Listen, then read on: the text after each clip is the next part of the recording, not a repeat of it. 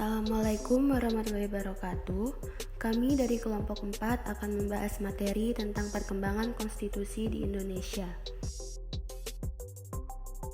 Dengan anggota kami yang terdiri dari 8 orang, yaitu yang pertama Bagus Iksan Nurrahim Majid, yang kedua Nabila Sasa Sakinah, ketiga Nur Fitria Rahani, keempat Nurul Fatwa Ali, kelima Putri Nabila Yasmin, keenam Soleng Belista, ketujuh Widya Andriani, dan yang terakhir Yuniarti Wijinarko. Untuk materi pertama akan dijelaskan oleh rekan saya, yaitu Bagus Iksan Nurrahim Majid. Apa itu konstitusi? Konstitusi atau konstituante atau biasa disebut sebagai undang-undang dasar dalam negara adalah sebuah norma sistem politik dan hukum bentukan oleh pemerintah negara. Biasanya dikodifikasikan sebagai dokumen tertulis. Konstitusi bisa diartikan sebagai salah satu perangkat yang membentuk sebuah negara. Konstitusi juga merupakan seperangkat prinsip serta aturan yang mengatur suatu negara. Biasanya aturan tersebut juga kadang terkandung dalam suatu dokumen. Jika tidak ada konstitusi, maka nantinya negara akan kekurangan peraturan dan aturan. Tanpa adanya konstitusi, negara akan mengalami kesulitan untuk bertahan dalam jangka panjang. Konstitusi secara umum adalah asas dasar serta hukum suatu bangsa, negara, atau kelompok sosial, di mana yang menentukan kekuasaan, tugas pemerintah, dan menjamin hak-hak tertentu bagi warganya. Bagi sebuah negara, konstitusi merupakan kumpulan doktrin serta praktik yang membentuk prinsip perorganisasian fundamental. Konstitusi ini menjelaskan terkait apa yang bisa dilakukan oleh tiap cabang pemerintah. Selain itu juga menjelaskan bagaimana tiap cabang pemerintah mampu mengontrol cabang-cabang lainnya. 1. Perkembangan konstitusi yang berada di Indonesia. Konstitusi secara umum memiliki sifat-sifat formil dan material. Konstitusi dalam sifat formil merupakan konstitusi yang tertulis dalam suatu ketatanegaraan sebuah negara. Sedangkan dalam sifat material, jika dilihat dari segi isinya, konstitusi ini hanya menyangkut hal-hal yang bersifat pokok, mendasar bagi rakyat dan negara saja. Yang artinya, tidak semua masalah yang penting harus dimuat di dalam sebuah konstitusi. Terdapat 3 macam konstitusi dalam 4 periode pergantian, dari awal Indonesia merdeka hingga sekarang. Yang pertama, Undang-Undang 1945 yang berlaku antara 18 Agustus 1945 hingga 27 Desember 1949. 2. Konstitusi RIS yang berlaku antara 27 Desember 1949 hingga 17 Agustus 1950. Yang ketiga, Undang-Undang 1950 yang berlaku antara 17 Agustus 1950 hingga 5 Juli 1959. Dan yang keempat, Undang-Undang 1945 yang berlaku sejak dikeluarkannya Dekret Presiden 5 Juli 1959 hingga sekarang. 2. Sejarah terbentuknya Undang-Undang Dasar 1945 sebagai konstitusi di Indonesia.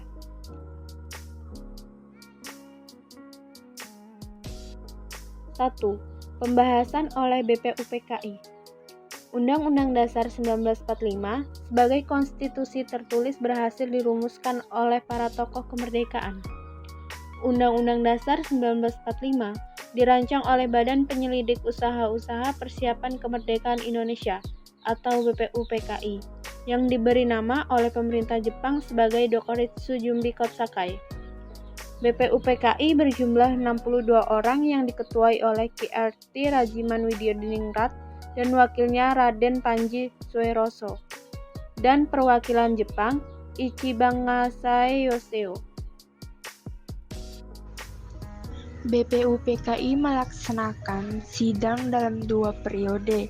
Sidang pertama pada 29 Mei sampai 1 Juni 1945 dan membicarakan mengenai dasar falsafah yang harus disiapkan dalam rangka mengenai pembentukan sebuah negara merdeka.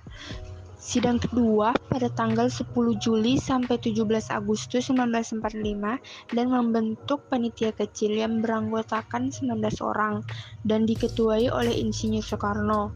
Panitia kecil ini berhasil menyelesaikan tugasnya dan akhirnya BPUPKI menyetujui hasil kerja sebagai rancangan Undang-Undang Dasar pada tanggal 16 Agustus 1945. Kedua, pengesahan oleh PPKI. Pemerintah Bala Tentara Jepang membentuk Panitia Persiapan Kemerdekaan Indonesia atau Dokuritsu Junbi Inkei yang dilantik pada tanggal 18 Agustus 1945, sehari setelah kemerdekaan, dengan menetapkan Insinyur Soekarno sebagai ketua dan Dr. Muhammad Hatta sebagai wakil yang beranggotakan 21 orang. Setelah mendengarkan hasil laporan BPUPKI pada sidang tanggal 18 Agustus 1945, PPKI masih berencana untuk mengajukan usul perubahan pada Undang-Undang Dasar hasil rancangan BPUPKI. Tetapi pada akhirnya rancangan Undang-Undang Dasar tersebut disahkan dan menjadi Undang-Undang Dasar Negara Republik Indonesia. Yang ketiga, perubahan konstitusi di Indonesia.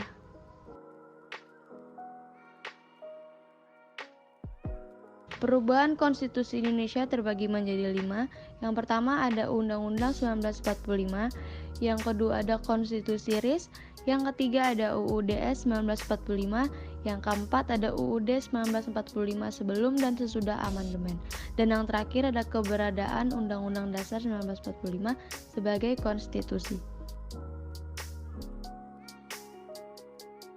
1. Undang-Undang Dasar 1945. Undang-Undang Dasar 1945 pertama kali disahkan sebagai Konstitusi Negara Indonesia dalam sidang PPKI pada tanggal 18 Agustus 1945.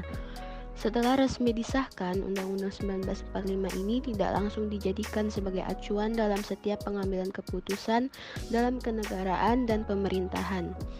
Undang-Undang Dasar 1945 ini hanya dijadikan alat saja untuk sesegera mungkin membentuk negara merdeka yang bernama Republik Indonesia.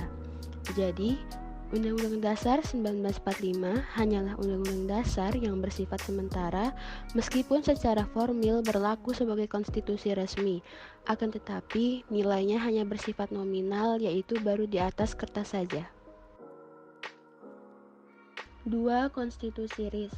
Konstitusi RIS mulai dinyatakan berlaku pada 27 Desember 1949, yang dimana naskah konstitusi tersebut disusun oleh delegasi Republik Indonesia dengan delegasi BFO ke konferensi meja bundar di Den Haag pada tahun 1949. Salah satu tokoh yang terlibat dalam mempersiapkan naskah tersebut adalah Dr. Supomo. Isi pokok dari konstitusi RIS ini adalah undang-undang dasar yang hanya bersifat sementara karena lembaga yang membuat dan menetapkan undang-undang dasar tidaklah representatif. Di dalam pasal 186 dijelaskan bahwa konstitusi RIS ditegaskan ketentuan bahwa konstituante bersama-sama pemerintah secepatnya akan menetapkan konstitusi Republik Indonesia Serikat. Akan tetapi, dengan berdirinya Republik Indonesia Serikat ini, di dalam suatu wilayah terdapat perbedaan konstitusi, yaitu di dalam wilayah federal menggunakan konstitusi RIS dan di dalam wilayah Republik Indonesia salah satu bagian negara menggunakan Undang-Undang Dasar 1945.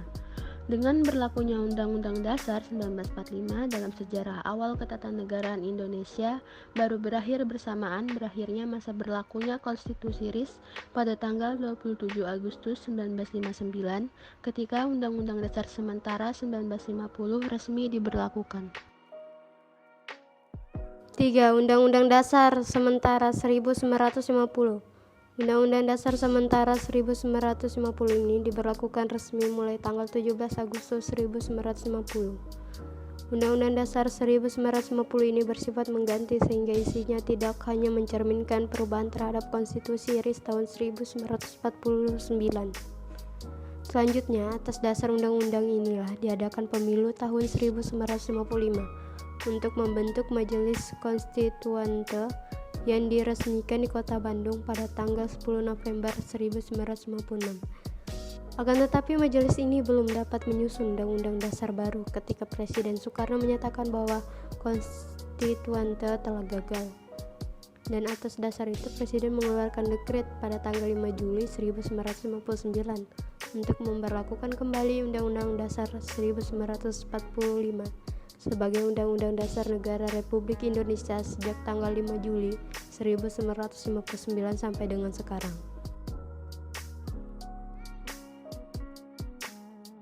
4. Undang-Undang Dasar 1945 sebelum dan sesudah amandemen. Secara yuridis, Undang-Undang Dasar 1945 sebelum amandemen sejak kurun waktu 1966 hingga 1998 adalah sebagai sumber hukum formal dalam penyelenggaraan ketatanegaraan Indonesia pada masa Orde Baru oleh Presiden Soeharto. Tetapi dalam Undang-Undang 1945 sebelum amandemen ini terdapat hal-hal penyimpangan, seperti terjadinya pemusatan kekuasaan di tangan presiden hingga pemerintahan dijalankan secara otoriter. Pemilu dilaksanakan secara tidak demokratis. Pemilu hanya menjadi sarana untuk mengukuhkan kekuasaan seorang presiden hingga presiden terus-menerus dipilih kembali. Pada era reformasi muncul tuntunan dari berbagai kalangan untuk mengamandemen Undang-Undang Dasar 1945. Kemudian keinginan untuk melakukan amandemen terhadap Undang-Undang Dasar 1945 pada awal masa reformasi 1998 hingga 1999 yang dilakukan oleh MPR yang mengambil sikap maju dan berani dengan memutuskan perlunya amandemen dengan alasan demokratisasi. Selanjutnya, contoh yang paling nyata adalah ketentuan dalam UUD 1945 sebelum amandemen tentang presiden sebagai pemegang kekuasaan legislatif dengan persetujuan DPR.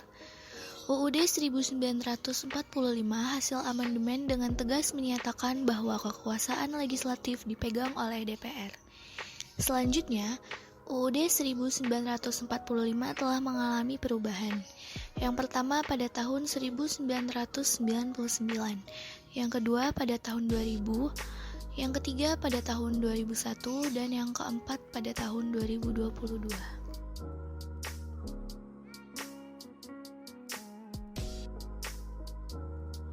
Jadi, yang bisa kita simpulkan, pada hakikatnya konstitusi ataupun UUD adalah sebuah kontrak yang menjamin hak kedua belah pihak, yaitu hak kewenangan politik penyelenggaraan negara dan hak kebebasan warga atau masyarakat.